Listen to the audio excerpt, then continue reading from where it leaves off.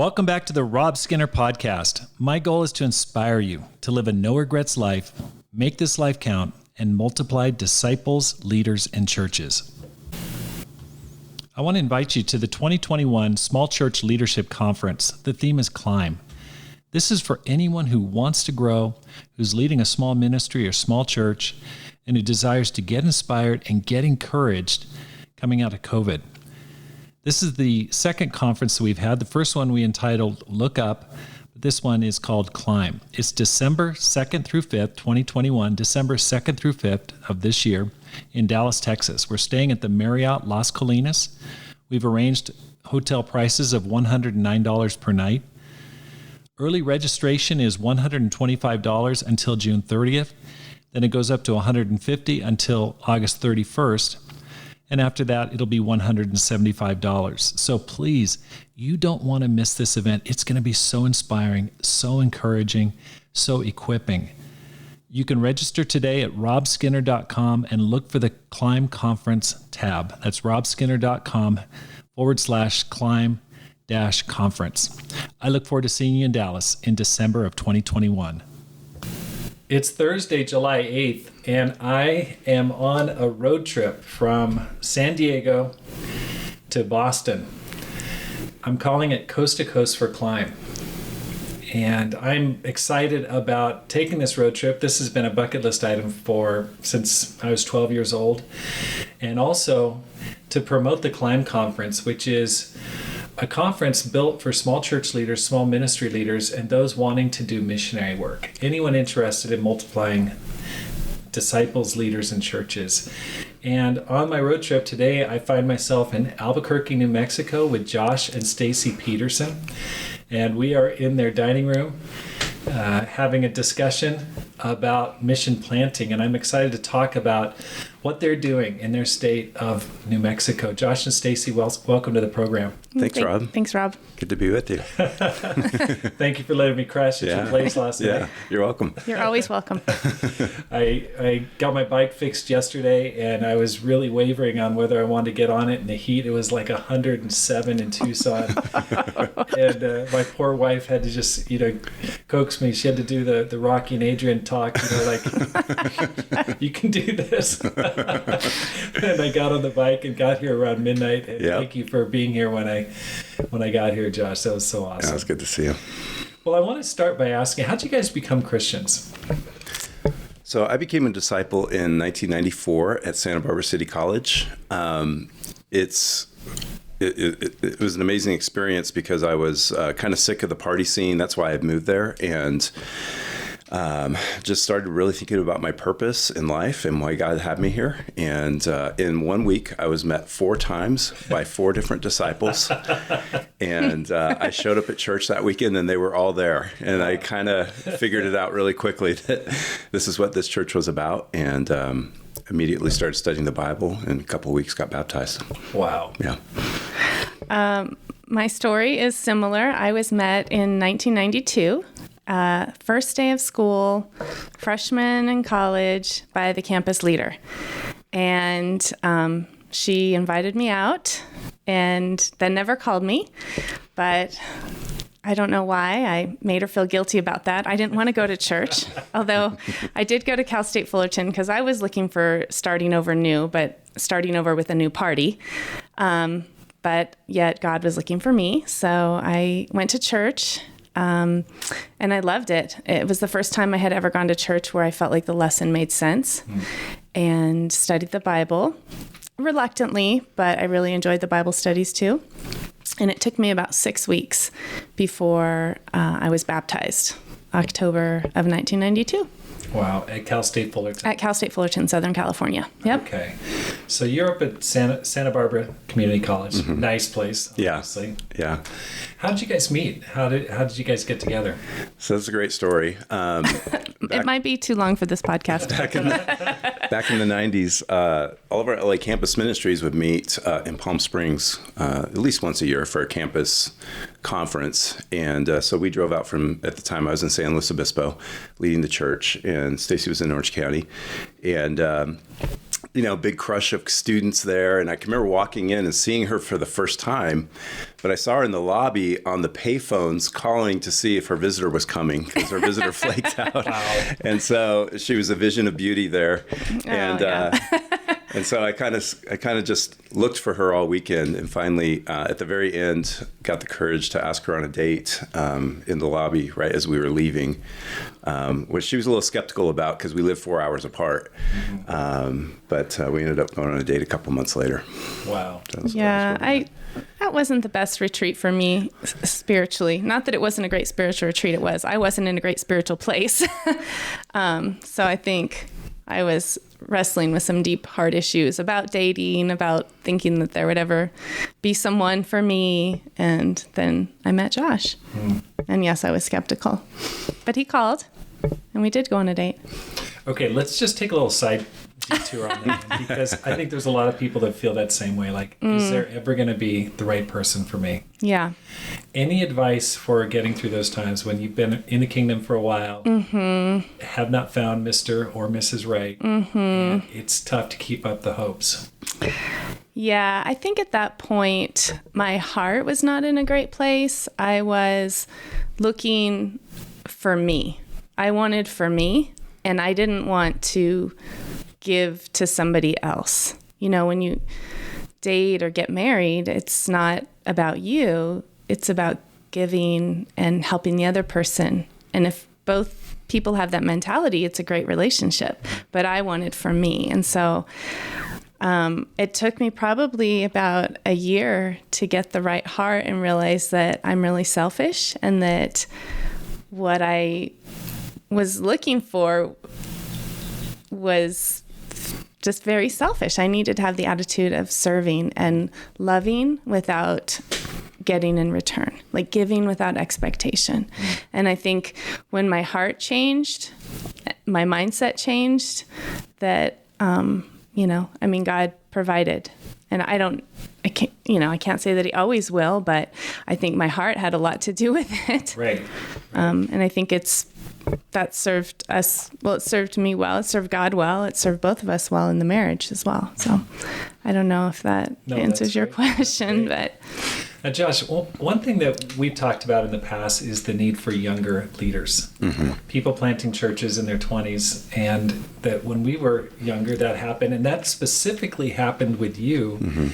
I always have an affinity because I know you're from Northern California originally too. I was, I think Folsom, is that right? Folsom near Sacramento. That's right. But you have a story. You led a church pretty young. Can you give us the highlights of that? Yeah, I was, converted in, like I said, in December of '94. I was transferring out of community college to a university. I was playing soccer. That was kind of my major. So I was, I had applied to these schools before I became a disciple, and every place I applied at that time didn't have a church in our fellowship. And so I had to count the cost. It was really hard at that time. I got accepted to all the schools I applied to, and I was planning on going to San Luis Obispo. It's where I'd always wanted to go. And, basically sat down with the brothers and talked about it. And it would not have been a good spiritual decision for me to go there. I had old friends there that were part of my old lifestyle. I just wouldn't have done well spiritually. And so I counted the cost and decided to sit out another year of school and apply to UC Santa Barbara. And in the meantime, what I didn't know is I'd traveled to see my sister up in San Francisco, took her out to church, and talked to some of the leaders up there, and they were planning on planting the church that summer, and I had no idea. And so I came back thrilled. You're not going to believe it. There's going to be a church. And people just started talking about, let's talk about the planting and who's going, and came back to me about a week later and said, hey, look, would you be open to leading the church? So at 8 months old spiritually, me and 8 other wide-eyed disciples moved to San Luis Obispo. It was 3 students and it was 6 singles. And we started a house church. And that first service in September, we had 9 of us had 23 in attendance, which was not even, we were praying for even bigger things, but Right. it's pretty amazing to think about that now. And Now, how old were you at the time? I was 22 years old. Oh my gosh. Yeah, I just turned 22. That's phenomenal. Yeah. How did it go? How was that first year? The first year was great. We doubled in number. And then after probably another year, that first kind of crop of fruit, half of the guys fell away. And that was really challenging. But after 3 years, the church was 45. Wow. And then I moved to go down south to LA, and Kip and Bethany Harms moved there. And in 2 more years, it was 120. So it really exploded. But I learned a lot in those early years of growing, dreaming, seeing disappointments. Mm. And I think, too, it planted a seed in my heart because we went from, we had 4 men and 5 women. We doubled. And then we had 4 men and 10 women. And that felt really imbalanced. And so I think from that point on, it just planted a seed in my heart of really how to help men, be faithful and do well spiritually. Yeah. Right. Yeah. Well, that's something I've always respected about you, Josh, is you've always built some great men's ministries. And typically in churches, regardless of denomination, churches can be heavily women-centered, or really having a much larger women population. Mm-hmm. And if a large church is 60-40 women, most leaders consider that pretty good. Right. But it's a huge issue and something is super important. But I love how you're very geared towards that. You've raised up some amazing young men on campus and in your church and sent them out. What do you do? What's your mindset, and how have you built these great men's ministries? Well, thanks. It's humbling because I think that experience in San Luis Obispo, plus some of my own challenges in my own life, have helped me to see that there's a need, but also that even through some of my challenges, my greatest struggles could potentially be my greatest gift to others. And I'm a child of divorce, grew up very religious, but just kind of saw that fall apart. And so it really made me question God and faith. And I think we live now in a very fatherless generation. And so as I, even as a disciple, even in the ministry, really, really struggled with some strong sin issues, purity issues, in times of disappointment in the ministry. And I didn't understand it. I couldn't figure out what was wrong with me. I spent some time going to counseling. I got to see an amazing counselor who happens to be a brother in Los Angeles. For a couple of years, just spent some real time working on my heart, understanding my background, where I come from. And coming out of that time, I was just like, wow, I learned so much about myself. And I was just so much more secure. I had much better marriage as a result. And as I started to talk to men just about the things I was going through, just every single man seemed to relate. And I thought, man, everyone needs this. Everybody, I need a doctor for every area of my life, not just my psyche, but my golf swing. So I just, and there's a stigma around that even, I think, still to this day of needing counseling or needing help. And I felt that. So I've really taken some time to focus in the last 10 years on men's groups that focus on a couple of specific books. And these are just the ones that help me, and that really focus on digging in and understanding the deep waters of the heart. Like Proverbs 25 talks about, there's deep waters, but men of understanding can draw out what's in there. And I think men are notoriously labeled superficial. I don't think it's true. I think that they act superficially, but there's a lot in there. And so I needed help drawing out those deep waters of my heart. I've seen many, many men benefit from having these groups where we help each other draw out the deep waters of our hearts. And what I found is that, at least for me personally, when I'm really connected intimately with brothers, I really don't struggle with the sins that I struggled with then. And it's just, I feel so much more faithful, empowered, connected, and seeing other brothers experience that and even work through some of the trauma of their past, the difficulties of divorce or other issues. They're more faithful, they have more vision. And so we've seen that. We've seen a lot of men be helped through that. It can kind of sound like, navel gazing or self-help, but it really is focused on God, faith, and then turning around and being able to help other men out of that pit. And I think that's probably been the long-term fruit of it, is seeing the men's ministry continue to grow. I also think that, another thing is just we do focus on preaching to the men here. I use a lot of man-friendly analogies, and the sisters kind of understand that, which I appreciate. They give me the levity to do it because they understand, they see like with a healthy family, there has to be a healthy father, and in a healthy church, we want to have healthy men. And so they put up with some of my sports analogies and different things I talk about.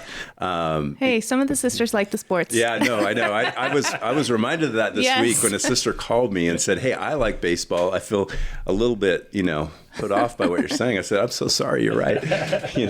I'm not just speaking to the men here." So those are some of the things that we've done and are doing. And it's cool to see in Albuquerque. We have about 55 men and 60 women here in the church. That's and awesome. There's always been a few more men or women than men. That's kind of been the way it is, but it's fairly balanced, and it's been encouraging. Stacy, how does that make you feel? His focus on men. I mean, does that make you feel put off or? No, not at all. I think when he shared about stuff he had gone through in his past, and obviously that was a strain on our relationship, on the marriage, but watching him work through it and growing and really coming out on the other side so much more faithful, secure.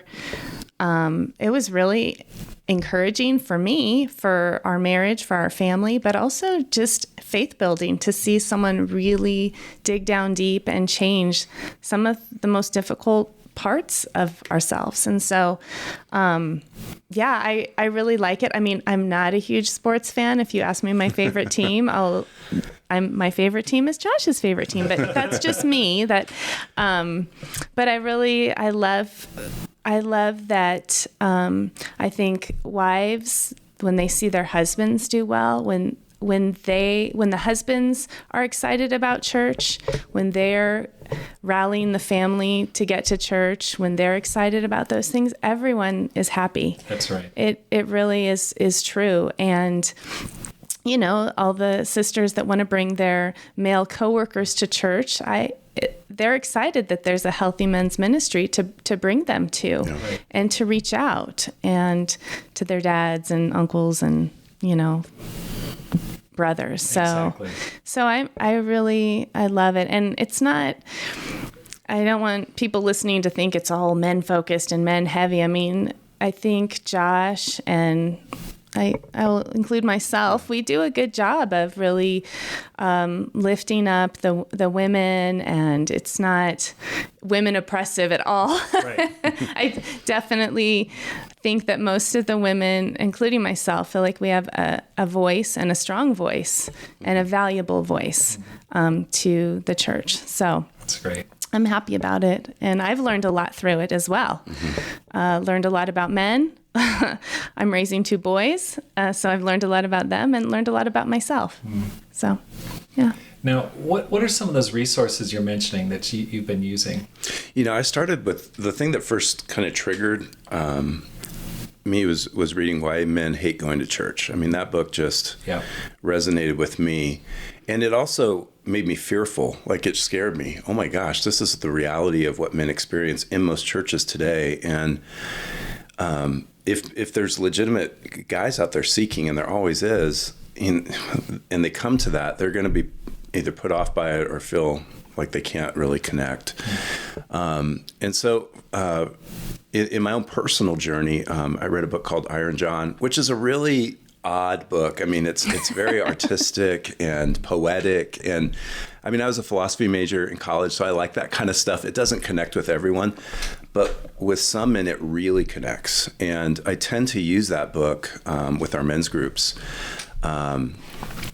Eldridge's book, Wild at Heart. Wild at Heart. And then we make that kind of required reading in advance, but then we read the follow-up book, The Way of the Wild Heart. I think he calls it Fathered by God, or he's changed the name of it now in its next version. But it just talks about the 6 stages of manhood.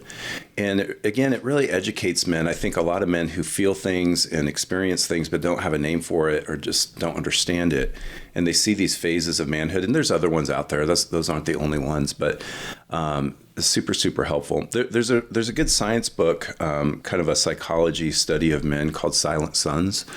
And I'm not real big into these. That was my favorite. I've read these books too. Wow. Not my favorite to study like a lot of stats and that kind of thing. But it was a really good, it was probably one of the better books I've read like that just had a lot of statistics and science behind men's issues and challenges. Yeah. That's great. Yeah. Coming out of COVID, what are you guys excited about? Well, I think we're excited about being together. We had our first congregational midweek together last night. Oh my gosh. I cried. First time being back together. First time. Yes. Yeah, inside, indoors. Yeah. No, people coming in, I was like crying, tearing up. I was like, wow, this is really happening.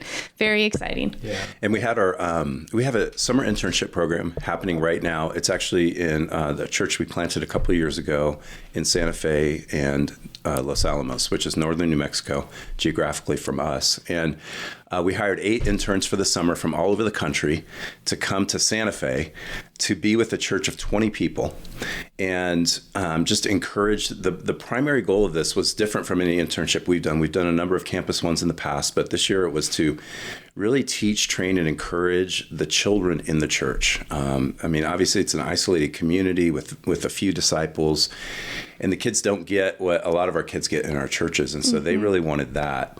Of course, it includes a lot of outreach, evangelism, Bible talks, and these kinds of things. But we had the interns down to be at our first midweek so that our members could just hear what's happening up there and see what their money, part of our special missions went to this program, see what their money is doing. And we really think that's important. And so seeing the life, I mean, the church it's not doing poorly, but seeing an infusion of 8 college students in a church of 20 people and their children.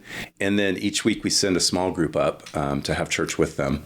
To have that infusion of energy and faith and enthusiasm and excitement has been absolutely amazing. The interns have done a great job. Yeah. And it's gotten us thinking as we've come out of COVID, getting to answer your question finally here is, how are we going to reach, these other communities? I think the model that we've used in the past, Stacy and I, is more of a campus, planting model, but Santa Fe doesn't have a campus. So most of New Mexico doesn't have a campus. In fact, really the communities that we're trying to reach now in our state are 50,000 people or less. Right. But these are places where disciples have families. They're praying for their grandparents to become Christians. Absolutely. And at the rate we're planting churches, it's just not going to do the job. I mean, I feel a lot of times just wholly inadequate or even like a failure at times. Like, how are we going to get this church off the ground, but then go to the next places? I think in COVID, with the opportunity to have online things and Zoom, I think what we've seen, and I've heard kind of rumblings of this in different places, people have moved out of big cities in this time, and they've moved to some places that don't have maybe thriving churches, but they still want to be a part of our fellowship. I think in the past, I kind of bristled against that. I mean, it was a hard thing to try to figure out. Right. I'm wondering now if God isn't trying to open a door for that for us. We have in places and communities that probably people have never heard of, places like Lovington, New Mexico, and Clovis, New Mexico, and Crown Point, which is part of the Navajo Nation, Taos. We now have couples living in these places, and they're connected relationally, and they even give financially, and some of them drive to churches that are 2 hours away. It's a very difficult thing. And as I've started to talk to them, the thing that they're saying is the one thing that doesn't work is evangelism. They have a really hard time bringing their friends 2 hours from Lovington to Lubbock or from Taos to Los Alamos. Right. They're reaching out. They're trying, but it's just not working. So we're now dreaming about maybe starting more of a New Mexico Church of Christ focus, where we have a New Mexico Church of Christ in every city around our state. And that affiliation could be just with their city. You know, we have one in Albuquerque, and they have one in Santa Fe, and then one in Los Alamos. But these outpost ministries, is what we're calling them, are now forming small groups of their own with people who are in the same life stage, trying to figure this thing out. They're connected relationally and receiving discipling and the connection that they need. But we see this as an opportunity, maybe start where we started one church in the last 8 years of being here. We've only planted one church. From Albuquerque, we've put some people in the ministry, which has been great. But when we just look at where people are now, we have the potential to start 5 new churches in the next year. Wow. If we can build this right and figure it out. And so that to me seems like a possibility. I don't know what's going to happen, but maybe this is the way to do it. And so we're excited about that. We're excited about trying to figure it out. You know, there's just something about having vision like that, where you feel like you're coming out of a stuck place. Like, I don't know how else to do this. And this is taking a lot of time to, oh my gosh, maybe God's opening some doors, and let's explore that and try to figure it out. That's thrilling. Yeah. I think something I appreciate too about Josh, and it's definitely my conviction, is that there's something better than being the biggest. Yeah. And so oftentimes I think we want to build up our church and we need to grow, and we do. But we talk about growing and sending and growing and sending. And I think that really part of our vision is to do that here in New Mexico. And also the interns, I think it's really helped them to be a part of a non-campus ministry internship. They're seeing all aspects of the ministry. They're learning, when you lead a church, you have to be responsible for the children's ministry and the worship time and the Friday events. Like, it's just giving them such a bigger church perspective, which most of them, if not all, have shared they have never done before. And so not only is it helping our church in northern New Mexico, but it's really giving them an education and a new perspective. So it's been fantastic. We weren't sure exactly how it was going to work out. We're like, let's give it a shot. Right. But I really think that they're learning different things. Yeah. So I'm excited about that. Yeah. I think going back to what Stacy was saying about there's something better than being the biggest. You know, we've always had the conviction we need to raise up the next generation. I think the challenge for us in a church our size is we can't put everybody in the ministry we raise up. And so we have a difficult decision to make. If someone can go in the ministry and we can't support them in the ministry, we need to send them. Mm-hmm. And so we've sent a number of students around the country. I mean, a sister that leads at the University of Missouri is from here. She was trained here. The brother that was leading the campus ministry at Fort Collins, now he's in Cincinnati, was trained here. And I just share that not to say, look at all the things we've done, but there's a number of students like that, but we couldn't afford them. You know, we raised them up and then we couldn't keep them. And that's a hard thing to wrestle with because you want to keep them. You want to build up your situation. You want it to get bigger and better. But our conviction is we've got to continue to raise up and send out. And I think even sometimes I'll look on Disciples Today and see the church openings. Wow. And it hurts my heart. Yeah. Like, we've got to fill these things. We've got to train up the next generation. I know it. Yeah.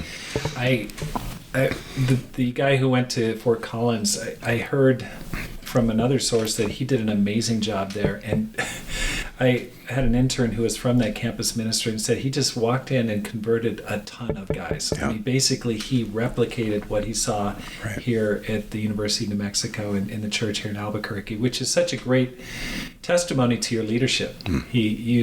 You replicated yourself in this young man and totally turned around that campus ministry there in northern Colorado. Yeah. So he's an awesome guy. Yeah. Pretty amazing. Well, let's talk a little bit more about this small church planting. How could that work? How could you get 5 churches out in the next 10 years? Yeah, I think I'm not exactly sure, but it seems to me that people have come to accept like online meetings and Zooms as part of life. Now, I think there's a lot of Zoom fatigue in the last year and a half, but I think that's changing. And so, for example, there's a a couple that I just met this month that moved to Taos from Los Angeles, and we have mutual friends, and we're just sharing about, they've been around for decades, and they're an amazing couple, and they have a great vision for their community, and they've taken it upon themselves, their own decision. Nobody talked to them about it, to drive an hour and a half to church each way to Los Alamos. They've been there every week. They're building relationships. Yep. And I was like, hey, can I come to Taos and fly fish and stay at your house? Absolutely. Come on up. So I'm thinking, well, these are couples with great hearts that are servants and hospitable and want to be disciples. And how can we help them be successful? I think that's the question we're asking. And I don't know, one theory I have, and I've talked to some of the couples in these situations, is like, for example, a few years ago when our friends moved to Lovington, she took a job as a pharmacist. It's a very, very successful business. It's her family business. And then we had a couple move down to a place called Artesia. Nobody's going to know where these places are because they're so small and they're in the middle of nowhere. Another one to Clovis. And so they're within an hour or two of each other. And they tried to just have church in every city every week. They would rotate. And that was fine for their fellowship, but it was totally discouraging because they were trying to bring people along, and it wasn't working. Right. So I don't have all those answers yet, but they experience these things. They know what it's like to be in these places, and they're not going anywhere. They're faithful. They're connected. They're calling. And so I want to connect them together. There's the maturity within that group of people to be able to have a Zoom D time and stay connected and do well spiritually and continue to grow and have vision in that way. I think also like a place, for example, Taos, probably most people have heard of it because it's a ski resort, but I think a lot of people would love to move places like that, maybe later time in their life when they retire. Yeah. Maybe there's business opportunities or something like that they would just not accept normally because, there's just not really no church. Maybe it's not going to be good for my kids spiritually or whatever. Right. Well, now they can. Now there's an opportunity to do that. That's what we're seeing happen in Los Alamos. In Los Alamos, there was a couple that had been there for a long time that was faithful, that stuck it out, that drove down to Albuquerque for a long time. When we planted the church in Santa Fe, all of a sudden we started marketing it. Now there's a brother that moved there. He grew up in Los Alamos. He's in Virginia. He was like, they're finally in my hometown. I can finally go back. He found a job at the labs. He and his wife moved back, and they love it because this is a small town. It's not, tons of traffic, and they have great jobs, and there's multiple couples that have done that now because it's available. So I just think it's probably a combination of, not unlike what you're doing, driving coast to coast to promote Climb. Us really getting out there and saying, hey, these are opportunities, these are needs. I think in our bigger churches, a lot of times people can feel a little bit on the sidelines. There's a lot of people. Where do I serve? I love to sing, but I'm not that good. Right. Man, come to Los Alamos. We'd love you to sing. And they get there and they see that and they feel used by God again. Yeah. It's like they're back in the game. That's right. They're inspired. So, any third string or fourth string disciples that are sitting out there right now, right. God needs you, in places like this. Yeah. Isn't that the truth? Yeah. I mean, even if you can't play in the NBA, you could definitely be in the D League. That's right. And enjoy yourself. and thrive. Oh, I know. Absolutely thrive. That's really interesting. Now, I want to go back a little bit to the whole kind of the model of church planting. In the past, it was always based on a campus, always centered around a campus. Sure. Mm-hmm. And I agree with you.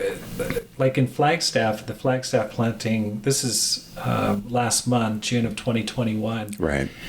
We went up there and it was all reaching out in the community. Right. I don't think we shared our faith once directly on campus. And that was intentional because in the past, that was the focus, is try to convert people on campus. But what happened is the church would dwindle away because it was campus focused, and then those people couldn't find jobs locally. Sure. But this time we've been going after professionals in the area, and it seems to be working, which I'm excited about. That's awesome. Any other ideas on just new ways of planting churches that way? we've seen in Los Alamos, for example, it's 30,000 people maybe. It's small. It's affluent. The national laboratories there, that's, what? Go ahead. Well, something I was going to say is what is really encouraging, and you can ask any mom, is that if you love their kid, you've won them over. And so we have really done a lot fun kid stuff, a lot of activities. I mean, what parent doesn't want their kid to be involved in a healthy group, not get into trouble, And, that happened in Los Alamos. We were at the park playing volleyball, and there was a single mom with 2 kids, and we're like, come play with us. And everybody, wasn't super competitive. That's not what we were there for, but we encouraged her kids. We encouraged her. The kids had a blast, and I don't think she's missed a Sunday since. No, she's studying the Bible now. Yeah, and she's studying the Bible. And so I don't know, I just feel like as a mom myself, if an adult, a college student takes a vested interest in my child, I'm like, wow, thank you. Yes. Yeah. Yes, sign me up. I'm there. Well, let's talk about that, because one thing that stood out to me about my last visit here is you're both very intentional about raising your children. We had dinner together. I haven't seen this in decades, where you pulled me aside afterwards and say, hey, what did you see with our family, with our kids? Asked for input, and your kids are great. You've got 3 kids. Tell us a little bit, Stacy, about your philosophy of raising kids while doing the ministry, because I think there's a lot of mothers out there like, can I do both? Yeah.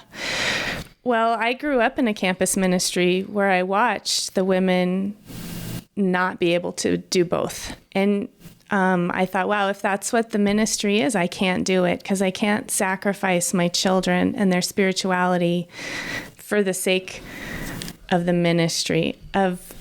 It's not a job, it's a calling, but I can't do that. And so I feel like Josh and I had to talk a lot about, can I do both? I've watched parents struggle with their children not being faithful, and it's heartbreaking.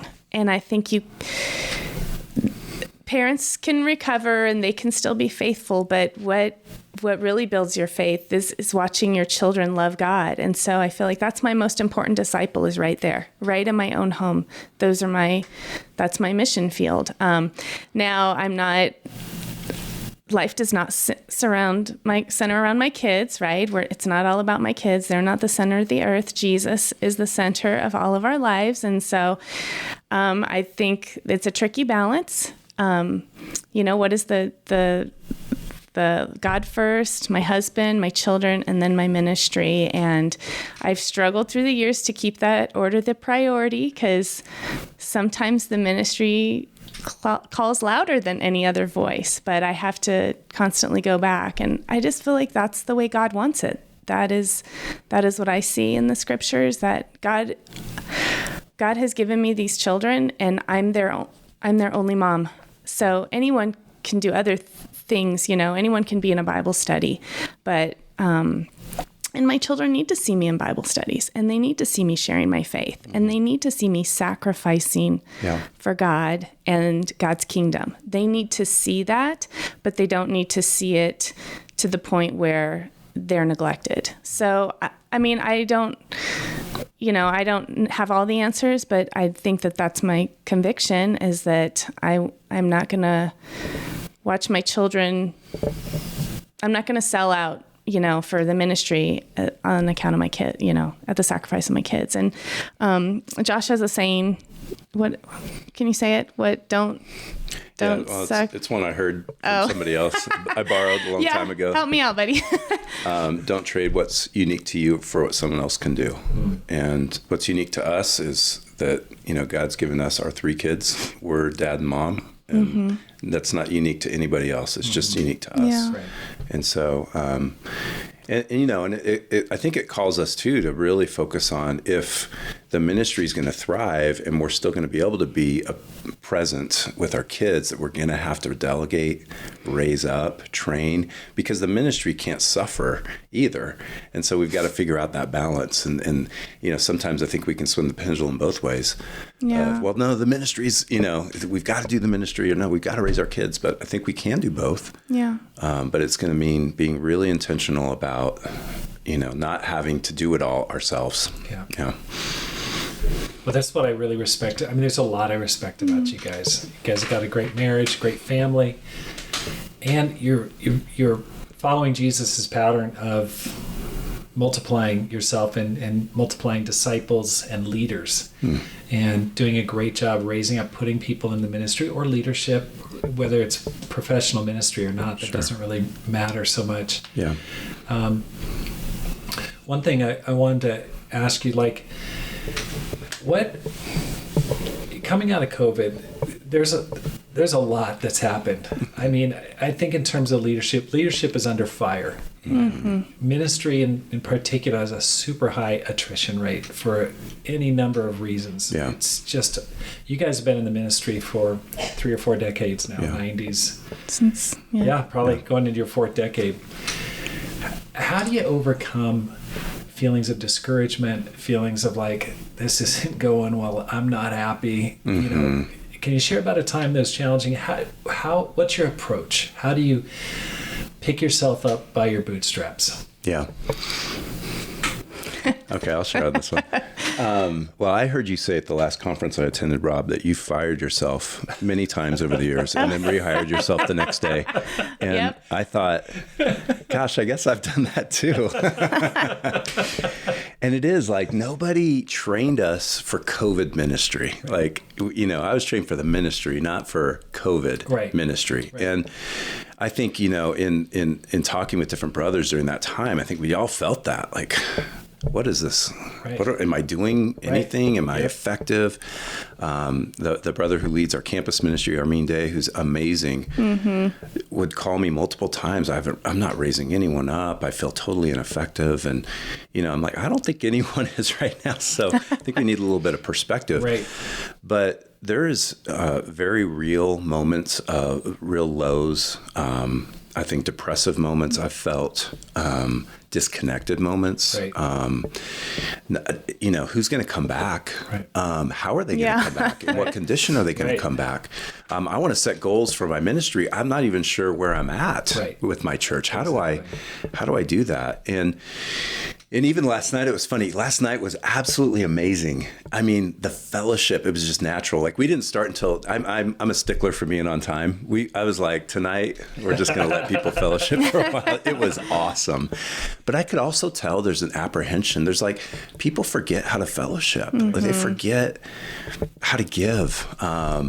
They forget how important church is. And then they come back and they realize and feel it again. So I think for me, I don't know. I mean, I've struggled with some pretty low moments, feeling like I'm not good at what I do, or maybe the time that we've gone through has discredited leadership. I think what I've seen most of all from a cultural perspective is that people have rightly questioned a lot of things, but then what tends to happen is that they've lumped the church or the ministry in there as well and are becoming cynical of that. Right. And I think that's so sad and unfortunate. I understand it, but I don't think it's right. And so I've just had to go back to, for me personally, do I feel called to the ministry? Mm-hmm.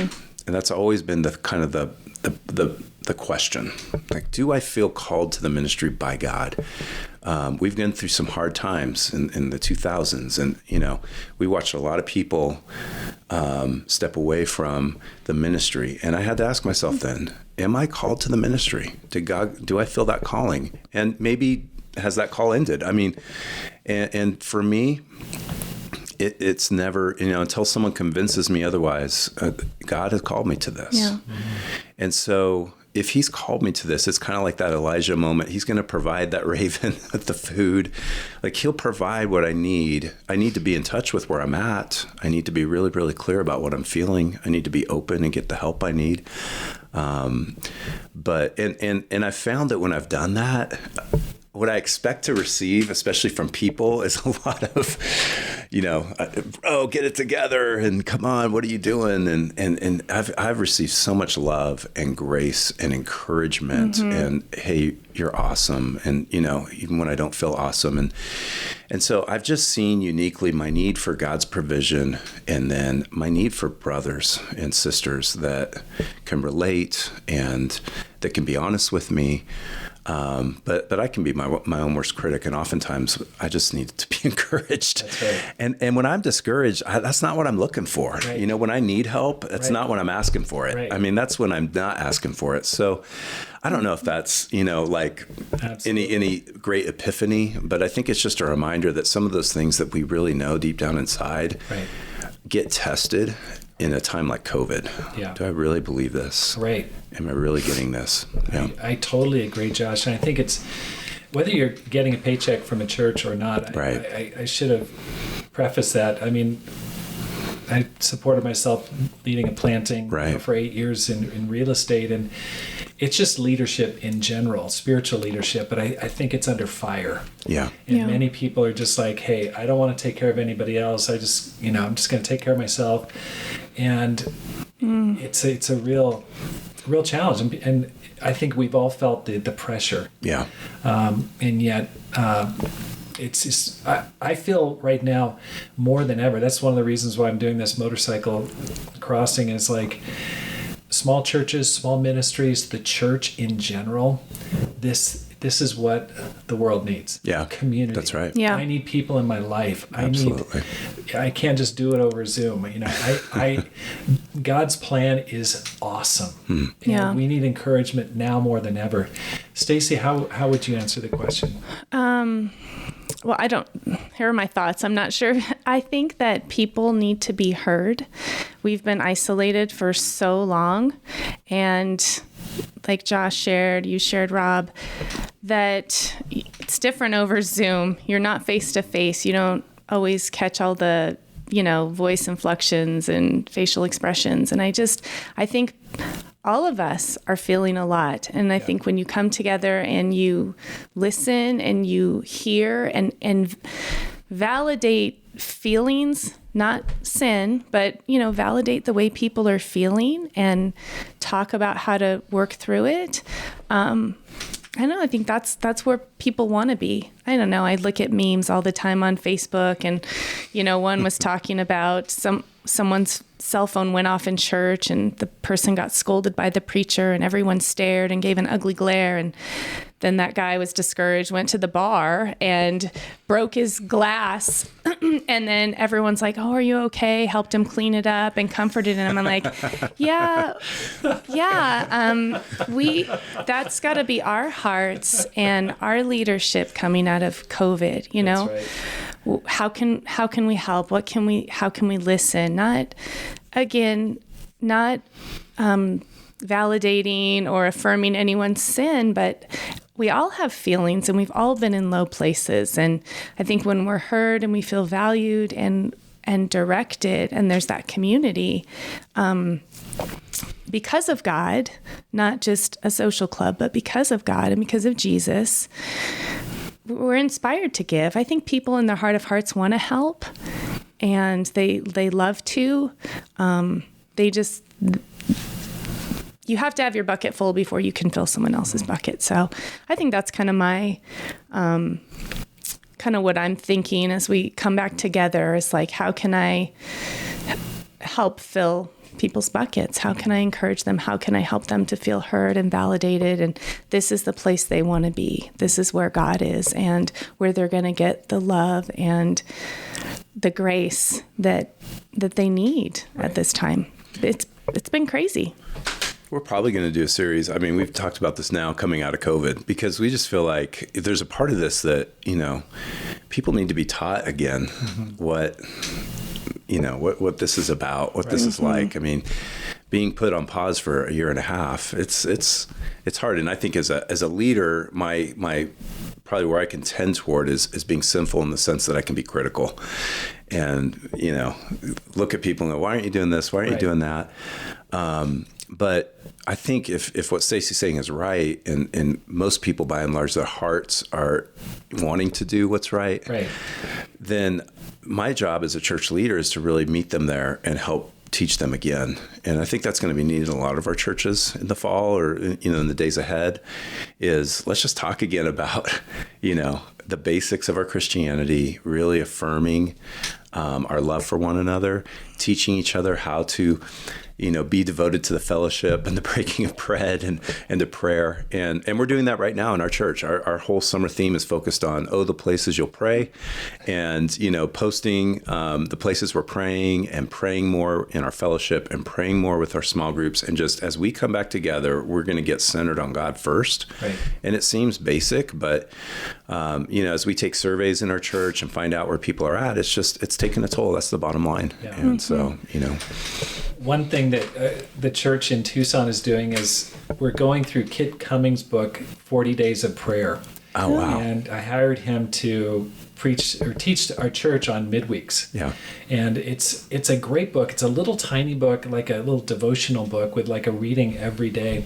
But I've been going through it. I'm on like day 10, and it is awesome. Wow. I mean, I just felt, just like you said, reconnecting with God, reestablishing spirituality in the congregation. Mm-hmm. I mean, for myself, it's important, but also I knew that would be really important coming out of COVID. Right.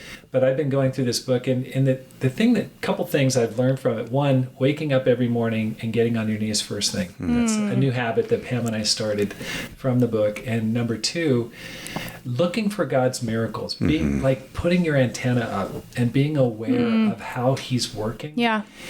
And that's been my prayer is, God, give me eyes to see, give me ears to hear. Awesome. Open the eyes of my heart. Yeah. Let me see your power. Yeah.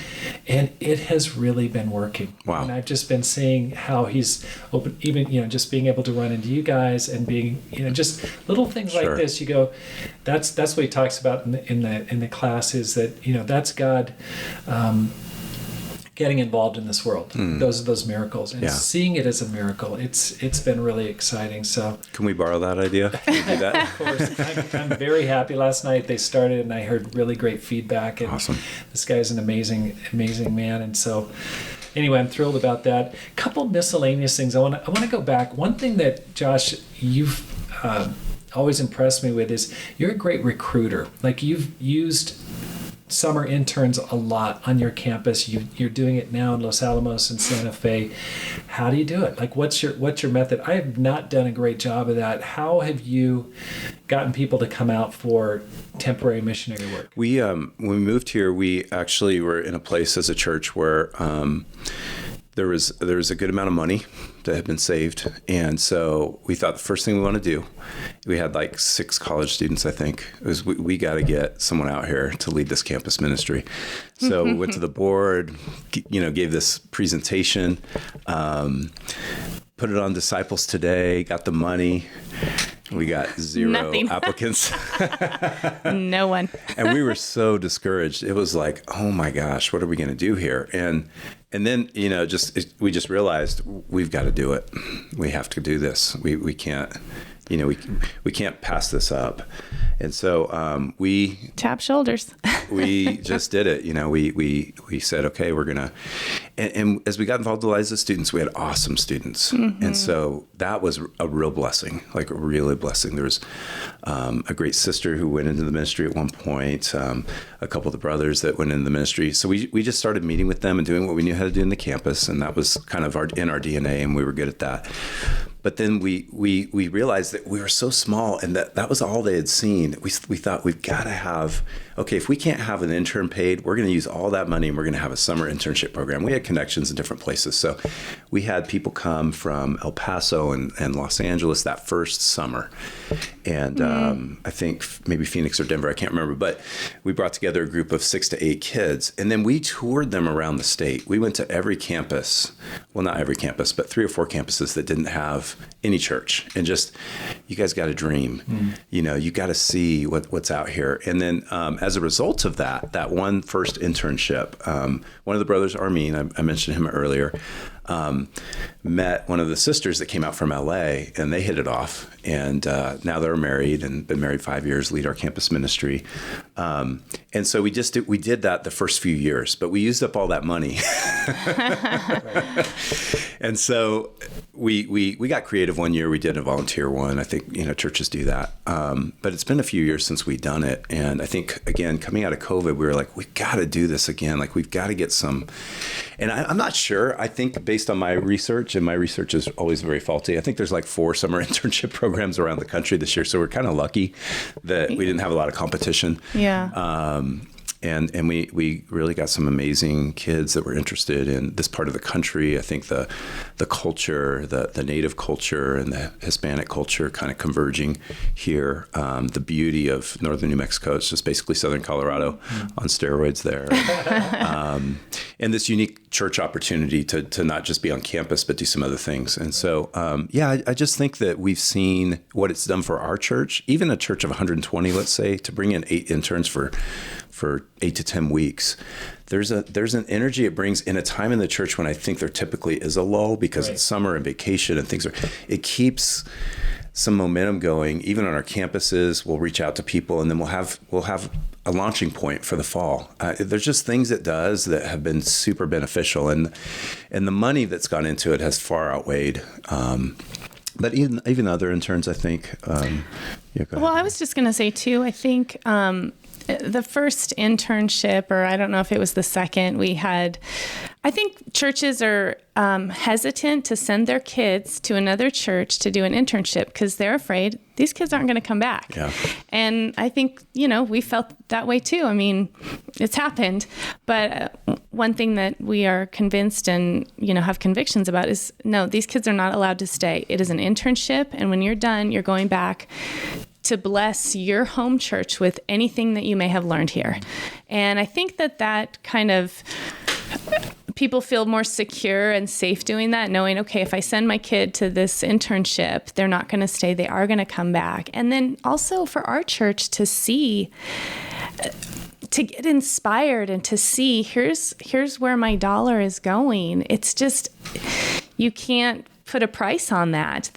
For them to hear last night the interns sharing, and then they really get to see where their money's going and they get to experience it. I just, I don't know. I think that has something to do with, okay, we're going to get trained. I think Josh has a reputation of training. And so the word's spreading.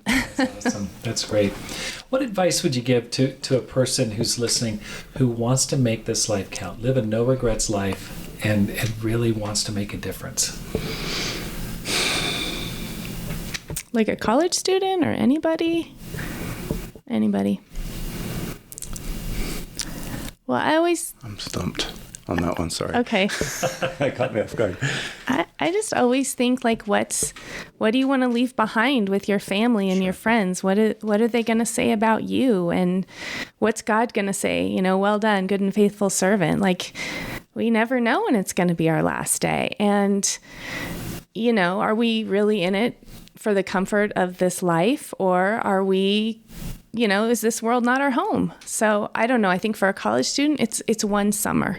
Go do something for one summer. Go to a Hope Corps. Go to an internship. For a family, a little bit different. But I don't want my kids to see comfortable Christianity. They can go to any church and see that. I want them to see people, their parents that love God and are willing to sacrifice and be uncomfortable for God. So that's what I would say. And be wise and get a lot of advice.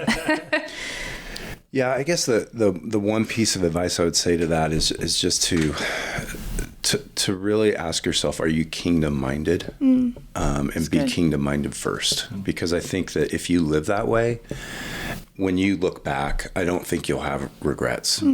I think it's really, really difficult in the world we live in, especially in the Western world we live in, to embrace, like, I'm going to be kingdom minded first, not culture minded, not America minded, not politically minded, although all those things are part of our lives. I'm going to be kingdom minded first. And that's what I want to pursue. And so every decision I make, every big thing I'm thinking about is does it glorify God? And is it going to build up the kingdom? that's my advice, because I think, and we love to have fun, and there's bucket list items, we're inspired by your ride here. I'm thinking, what am I doing? And I don't want to look back and go, I wish I'd done that or that. But I think that if you have that mentality, I think you won't have regrets. Right. Yeah. Well, Josh and Stacy, thank you so much for joining me on the program today. Thanks, Rob. Thank you for your hospitality. Great to be with you. It's so good to see you. Awesome to be with you. And I want to ask you one question. Are you guys coming to the Climb Conference in December? Absolutely, 100%. Yep. We're there. We're there. We can't wait. That is exciting. And that's really one of the things I'm most excited about this year is talking to people like you that are planting churches and interested in missionary work, leading small churches, trying to find new ways to do things. And if you're listening today, I want to invite you to the 2021 Climb Conference. It's going to be in Dallas, Texas, from December 2nd through 5th. And you can register at robskinner.com. I've got a Climb tab that you can look at, robskinner.com. But it's going to be an amazing time of encouragement. There's going to be amazing speakers, tons of classes. The first day on Friday is all geared towards the leaders' spiritual health. It's a whole day dedicated to coming out of COVID and getting stronger than you've ever been. All the classes are going to be dedicated to that. And then on the second full day, Saturday, it's the ministry plan, the goals, planning, how to have a plan. And every person who comes is going to come away with a complete curriculum and plan for 2022. So when you leave that conference, you're going to have in your hands material that will propel you into 2022. Awesome. And not to mention, you're just going to be around future leaders, small group leaders, Bible talk leaders, small church leaders who are really fighting the good fight. And so I hope to see you there. Go to robskinner.com, find out, register today. It's going to be awesome. Can I say something about that? Sure, go ahead. I don't know who's listening to all this, but I would strongly encourage people to go to this. I went last year, kind of not sure even what I was walking into or if I should even be there. I remember telling you that over lunch one day, and I was blown away. It was one of the best conferences I'd ever attended. It was so need-meeting for where we were at, for where so many people were at that attended. I think a lot of people thought, man, I wish so-and-so was here. And if you're listening and find a way to get to this, and if you're listening and you're already going, find someone to bring. It's going to be amazing. I can't wait. I'm so thankful that the Dallas church is going to sponsor it, and so we've got plenty of room and resources. It's going to be an amazing time. Look forward to seeing you at Climb 2021. I'll be there. Thanks, Rob. Thanks again. Yep. Thank you so much for joining the Rob Skinner podcast. If you're enjoying this podcast, please hit the subscribe button and let your friends know about it and how to find it. Because my goal is to inspire you to make this life count, live a no regrets life, and multiply disciples, leaders, and churches. Have a great day and make this life count.